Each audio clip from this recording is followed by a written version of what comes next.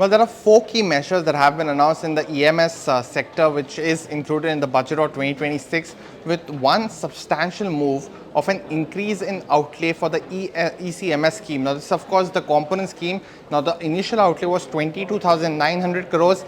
That has been increased to 40,000 crores. A lot of the EMS companies like Dixon Tech, Keynes, Amber, and Sirma have already gotten some key approvals for their projects under the first and the second phase of approvals.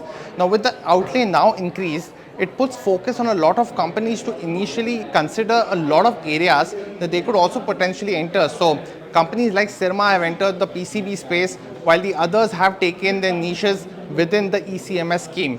For Dixon specifically, it is also within the mobile business of camera modules amongst others where they wish to enter and will benefit on the margin space. So that's the first key one. The other three key measures are indirect to slightly more direct beneficiaries as well. The other key aspects is the PLI for white goods. Now, Dixon Tech does qualify in this particular white goods PLI. The outlay of that scheme has increased from 304 crores to 1,004 crores. Now, for Dixon specifically in the EMS sector, they get the benefit for white goods in lighting. So that will be a key benefit to watch. While there are other consumer goods companies like Blue Star and Daikin amongst others that get the benefit. The third key measure is the mobile as well as the IT hardware PLI. Now that has actually gotten a substantial reduction in this particular budget to almost 1,527 crores versus 9,000 crores in the last year's budget. So you could see some impact of that probably going forward.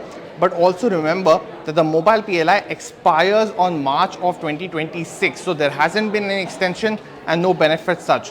Finally, the fourth one, and that's largely actually on the Indian semiconductor mission.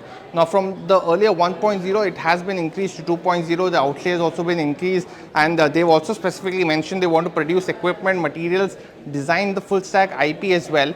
And the reason I mentioned this in the EMS sector context is because companies like Keynes Tech are already present in the semiconductor mission. They have announced the OSAT facility and increasing the outlay as well for that business. Companies like Dixon, while they've announced the semiconductor venture, they've still not invested heavily. So they were waiting for ISM 2.0 to come, which has now come. So continue to monitor those. The four key measures are largely these, but the biggest one is on the ECMS approval and the outlay increasing to 40,000 crores.